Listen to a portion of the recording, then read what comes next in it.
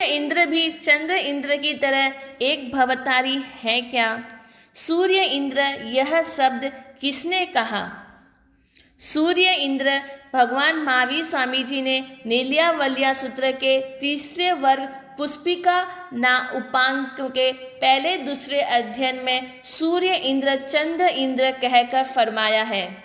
जैसे कि एक राजा होते हैं, राजा को सामान्य सेठ नागरिक कहे तो वह खुश नहीं होते हैं, उनको बिल्कुल अच्छा नहीं लगता है। ठीक इसी तरह निप नरेश पृथ्वीपति राजा को राजा कहते हैं तो वो प्रसन्न हो जाते हैं और सामने वाले की बात को सम्मान पूर्वक सुनते हैं। ठीक इसी तरह ही सूर्यदेव चंद्रदेव कहते हैं तो उन्हें अच्छा नहीं लगता है। सूर्य इंद्र चंद्र इंद्र कहते हैं तो वो खुश होते हैं और प्रसन्न रहते हैं। इसी तरह से भगवान महावीर स्वामी जी ने अपनी सारी देशना अधमादी प्राकृत भाषा में फरमाई है। 24 तीर्थंकर परमात्मा भूतकाल में हुए, 24 तीर्थंकर परमात्मा जो वर्तमान काल में चल रहे हैं और 24 तीर्थंकर परमात्मा जो भविष्य काल में होंगे, सभी अरिहंत तीर्थंकर परमात्मा अपनी सारी देशना अधमादगी प्राकृत भाषा में ही फरमाते हैं और फरमाते हैं और फरमाएंगे। इसी तरह जैनों की आगम की अर्धमादगी प्राकृत भाषा है। ईसाइयों में जो उनका जो ग्रंथ है बाइबल, वो इंग्लिश भाषा में लिखा हुआ है।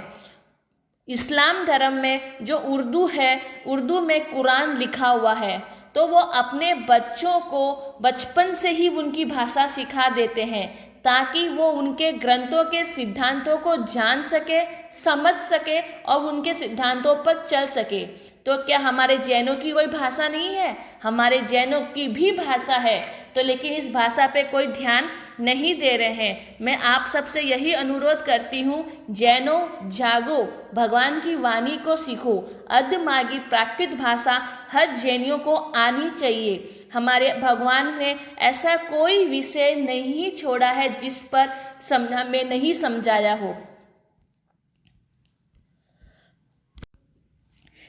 गणित, भूगोल, खगोल, ज्योतिष, तत्व विज्ञान, ध्रुव, हर दर्शन के बारे में भगवान ने सूक्ष्म से सूक्ष्म रूप से अत्यंत सरल शब्दों से हमें समझाया है। हमें कहीं जाने की जरूरत ही नहीं है।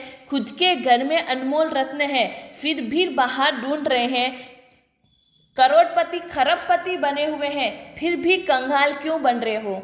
इसलिए आप सबसे अनुरोध है कि अपना लक्ष्य रखो कि प्राकृत भाषा सीखनी है और अपने बच्चों को भी सिखानी है। आजकल देखते हैं कि प्रतिक्रमण, बच्चों को जो प्रतिक्रमण जो भगवान की मूल वाणी है प्राकृत भाषा, वो बच्चों को हार्ड लगती है, तो उसको वो हिंदी में अनुवाद करके सीखने लग गए।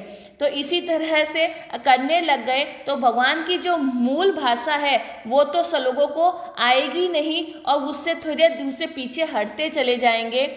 तो यह भगवान की वाणी की आसाधना लगेगी। तो इसी तरह से भगवान के जो मूल वाणी है उसको ही उसी रूप में हमें याद करना चाहिए। जैसे कि गारुड़ी मंत्र होता है, अगर उसको अर्थ करके उस पर झाड़ा दिया जाए तो वो इतना प्रभाव नहीं करेगा।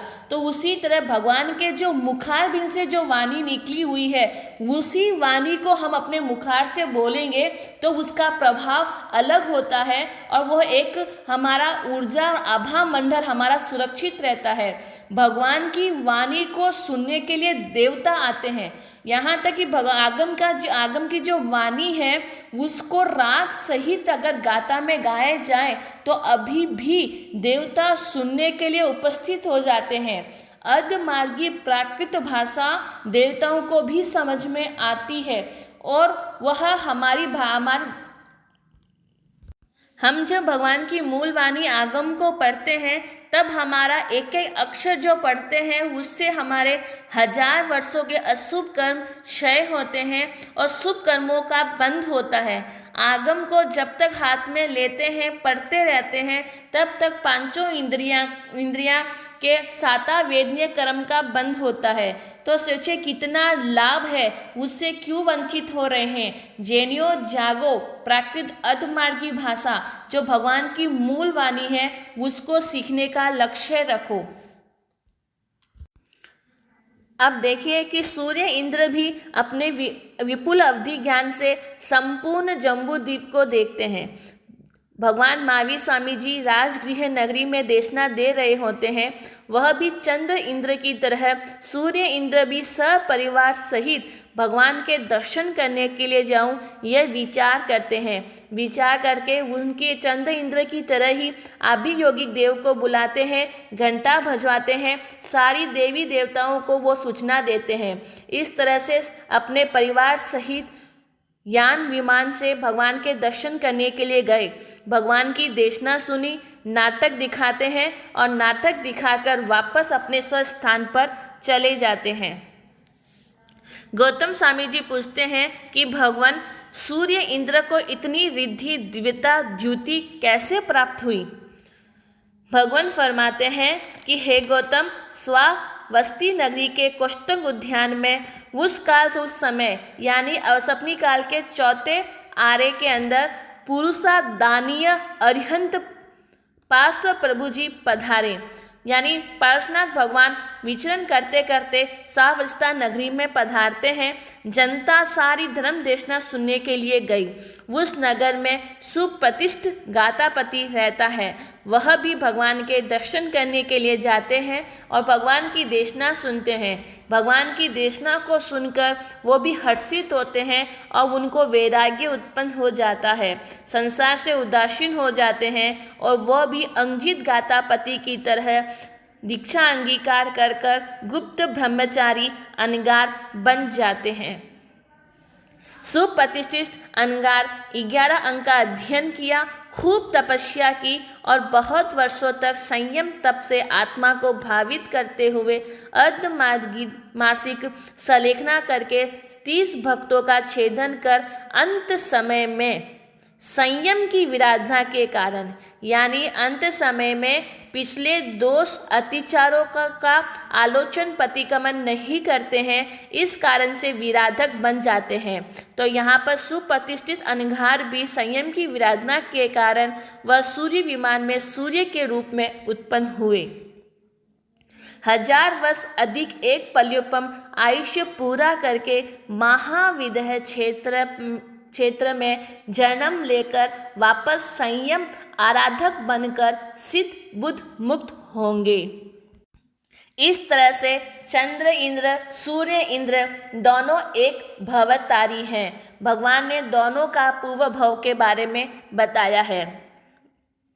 ज्योतिष देवों में सबसे ज़्यादा रिद्धि जो होती है वो चंद्र इंद्र की होती है। उसके बाद जो है चंद्र इंद्र से कम सूर्य इंद्र की रिद्धि बताई गई है। चंद्र इंद्र मृग का चिन्ह है, यानी देवताओं की पहचान जो होती है उनके मुकुट पर चिन्ह होता है, उनसे उनकी पहचान होती है। हर देवता के मुकुट पर चिन्ह होगा, तो उसी तरह चंद्र इंद्र के मृग का चिन्ह है, सूर्य इंद्र के शब्द मुख घोड़े का चिन्ह है। इसी तरह से आपके समक्ष ये चंद्र इंद्र सूर्य इंद्र का पूरा वर्णन बताया है। आगे और वीडियो में इनके बारे में और बताएंगे। आप ज़रूर सब्सक्राइब लाइक करें, ज़्यादा से ज़्यादा वीडियो को फॉरवर्ड करें ताकि सब जैन जागे और अपनी प्राकृत भाषा जो हमारी मूल भाषा है उसको सीखे। और जिसको सीखने की जिज्ञासा हो तो वो ज़रूर कमेंट बॉक्स में अपना नाम लिखे। जय जिनेंद्र।